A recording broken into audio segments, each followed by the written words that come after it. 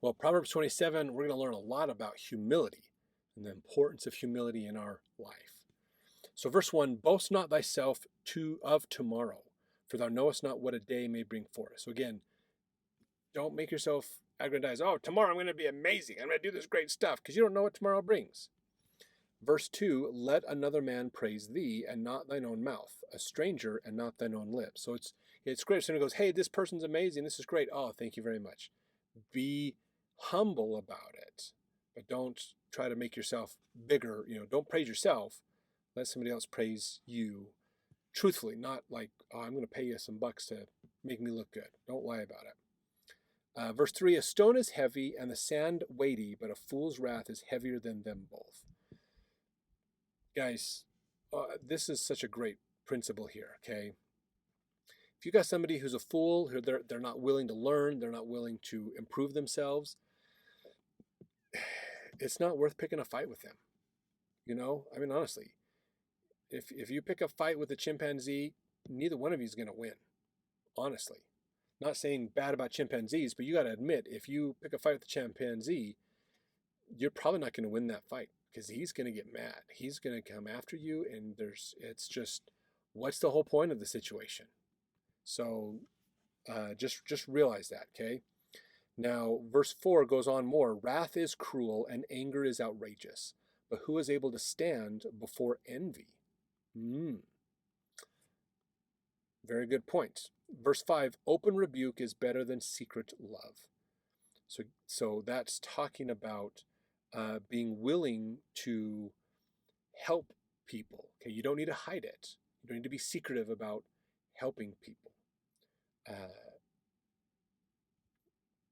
Correct people, help them, not take their agency away from them, but give them an opportunity to change and be kind with them and let them have that opportunity. Now, verse 6, faithful are the wounds of a friend, but the kisses of an enemy are deceitful. So that's one. So verse 6 in the New Revised Standard Edition says, well meant are the wounds of a friend inflicts, but profuse are the kisses of an enemy. So if a friend wounds you, they know they're wounding you. Enemies, they're just gonna try to do everything they can against you. Verse 7, the foul soul loatheth an honeycomb, but to the hungry soul every bitter thing is sweet. The full soul, excuse me. So in verse 7, I want you to think about this one. The full soul loatheth an honeycomb. If you're full, there's no need for it. So you're like, nah, I don't want it. I'm going to despise it. It's not valuable to me because I don't need food. But to the hungry, every bitter thing is sweet. And I think we can even look at this with money. People who are rich have a tendency to just throw it around like it's not a big deal. And the people who don't have a lot are like, are you freaking kidding me? How much did you pay for that car? How much did you spend on a trip? It's just crazy to think about. And who was it? I heard a story once. Somebody was on a flight and they heard behind them these two teenage girls talking about their life. And one of them was complaining about how small their house was. They just didn't have a lot of room. The house wasn't that big, and they were hoping their parents would sell it and get a bigger house. And I just wish they had more space to do things. And I mean, this is not an uncommon argument for people to do, is to complain about how small their house is. But this girl, towards the end of this conversation, happened to turn to her mother sitting next to her and says, Mom, how much square feet do we have in our house?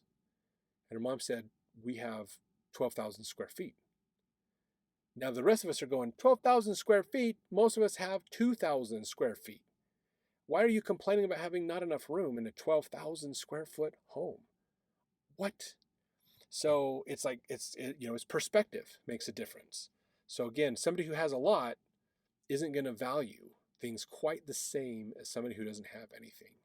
So and I think this goes into the idea as well of, with children, if you buy them a car, they're not going to be as grateful and take care of it as much as if they paid for it themselves.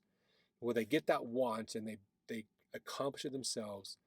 There's responsibility and there's extra value that goes with that, and they're going to take care of it. Man, if I spend my hard-earned money on that car, it's not getting nicked or dinged or chipped. I'm not going to go crazy with it because I want it to last.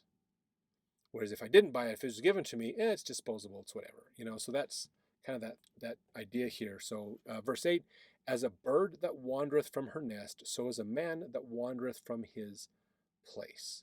If you know where you're supposed to be there. Don't be wandering all over the place. Okay, I think we can see this from a standpoint of if you are married, that is your place. Don't get out of your place. Don't start wandering around. If you're married, don't look for love in other places or other things like that. So that's kind of that same concept that they're talking about in here. Verse 9, ointment and perfume rejoice the heart, so doth the sweetness of a man's friend by hearty counsel. Thine own friend and thy father's friend forsake not, neither go into thy brother's house in the day of thy calamity. For better is a neighbor that is near than a brother far off. So having good friends around you is a blessing, a help for you.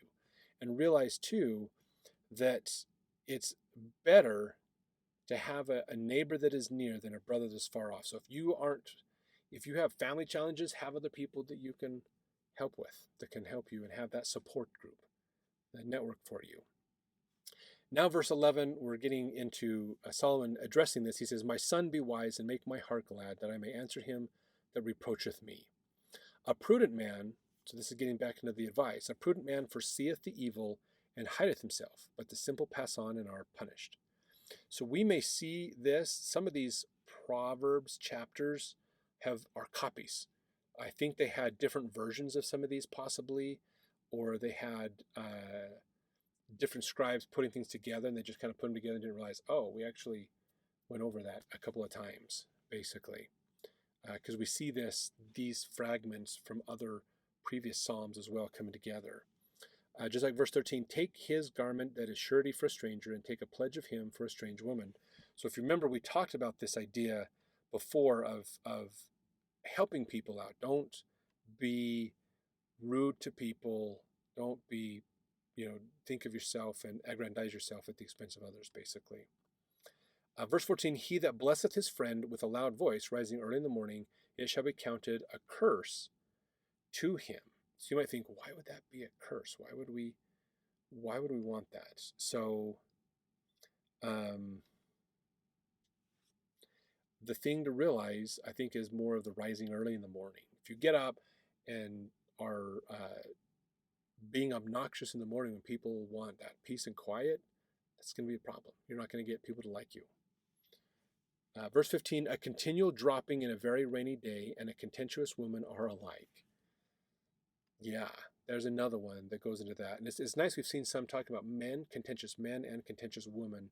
We've seen both of those come across. So again, dealing with contention, folks, just don't do it. Anger and hatred are things you do not need in your life. You need to learn to get rid of them. If you have a lot of anger and hatred, get rid of them. Pray and ask God, help me to get rid of the anger and hatred. Help me to love my neighbors and see them as you see them. Help to understand them from a more correct perspective.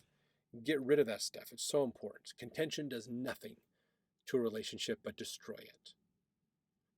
Show love and kindness. Verse 16, whosoever hideth her hideth the wind, and the ointment of his right hand which bewrayeth itself. Iron sharpeneth iron, so a man sharpeneth the countenance of his friend. So again, verse 16 is kind of go along with verse 15 about whoever hideth a contentious woman hideth the wind. Good luck. It's going to be a problem. You can't hide the wind, basically. You can't hide a contentious woman. So just get out of the contention for both men and women. Just don't be contentious. And verse 17, I think, is a great one that we've heard sometimes, iron sharpeneth iron. So a friend that helps you be better is a good friend, basically. Not a friend that accepts you as the way you are. That's an important thing to think about. Friends should hold you to a higher standard. Friends that just accept you the way you are and don't expect you to change or be better are not really good friends. Honestly, they should help hold you to a higher standard, help you to be better. That's important.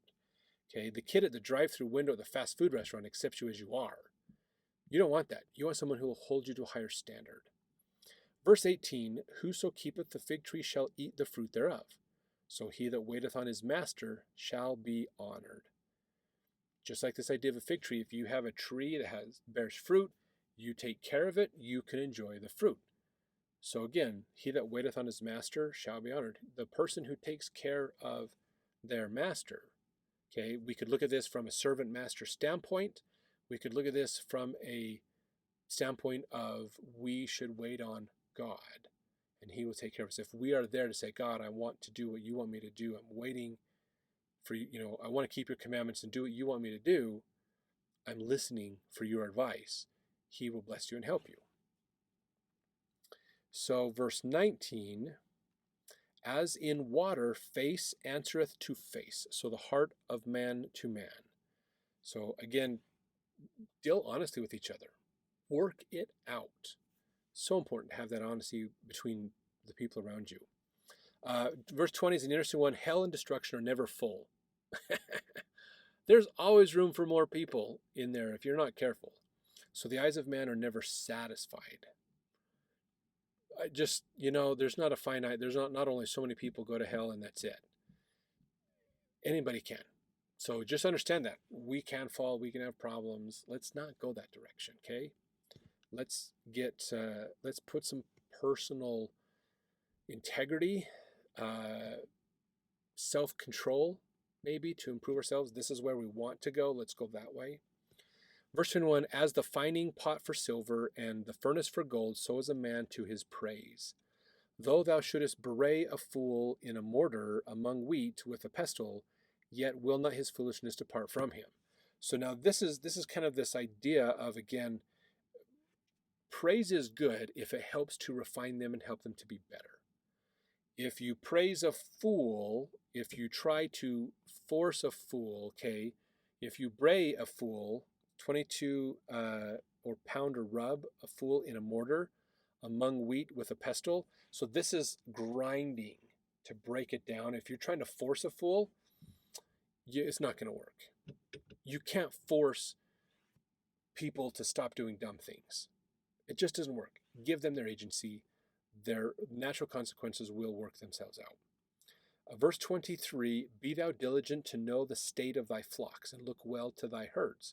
For riches are not forever, and doth the crown endure to every generation? The hay appeareth, and the tender grass showeth itself, and herbs of the mountains are gathered. The lambs are for thy clothing, and the goats are for the price of the field. Thou shalt have goat's milk enough for thy food, for the food of thy household, and for the maintenance for thy maidens. So this is important to look at, is realize, guys, material stuff is temporary. It comes and goes. It can be stolen. It can be lost. It can be fall apart and go bad. That's not the point of life. Keep an eye on it. Take care of it. Be responsible for what you've got. Don't waste it. But it's not the important point of life either. So just realize it's some good perspectives to have. Well, let's jump over now to our next one as we continue to move forward in understanding the book of Proverbs. We're just about to the end of Proverbs, in fact. It's pretty amazing that we're about to move on to another book here pretty soon.